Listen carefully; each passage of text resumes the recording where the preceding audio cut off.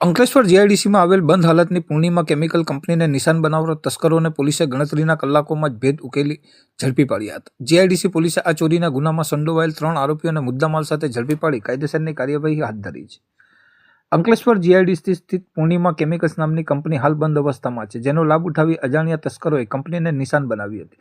સાતિર ચોરો કંપનીના કમ્પાઉન્ડની વોલ કૂદીને અંદર પ્રવેશ્યા હતા અને સ્ટોરરૂમમાંથી 32,000ના મત્તાની 5 નંગ ઇલેક્ટ્રિક મોટર તેમજ સ્ટેનલેસ સ્ટીલની પાઇપોના ટુકડાઓની ચોરી કરી ફરાર થઈ ગયા હતા. આ ચોરી સંદર્ભે જીઆઈડીસી પોલીસ મથકે ગુનો નોંધાતા જ પોલીસે તપાસના ચક્રો ગતિમાન કર્યા હતા. ગુનાની તપાસ દરમિયાન મળેલ ચોક્કસ બાતમીના આધારે પોલીસે સારંગપુર ગામના બસ સ્ટેન્ડ પાસેથી 3 શંકાસ્પદોને દબોચી લીધા હતા. પૂછપરછ દરમિયાન આરોપીઓની ઓળખ અંકલેશ્વરના સારંગપુર ગામ સ્થિત શાંતિનગરમાં રહેતા શાદાબ અહમદ, ખુરશીદ અહમદ, સમીર ખાન, ફરદીન ખાન અને આસિફ નિઝામુદ્દીન અંસારી તરીકે થઈ છે. પોલીસે ત્રણેય આરોપીઓ પાસેથી ચોરીનો તમામ મુદ્દામાલ જપ્ત કરી આગળની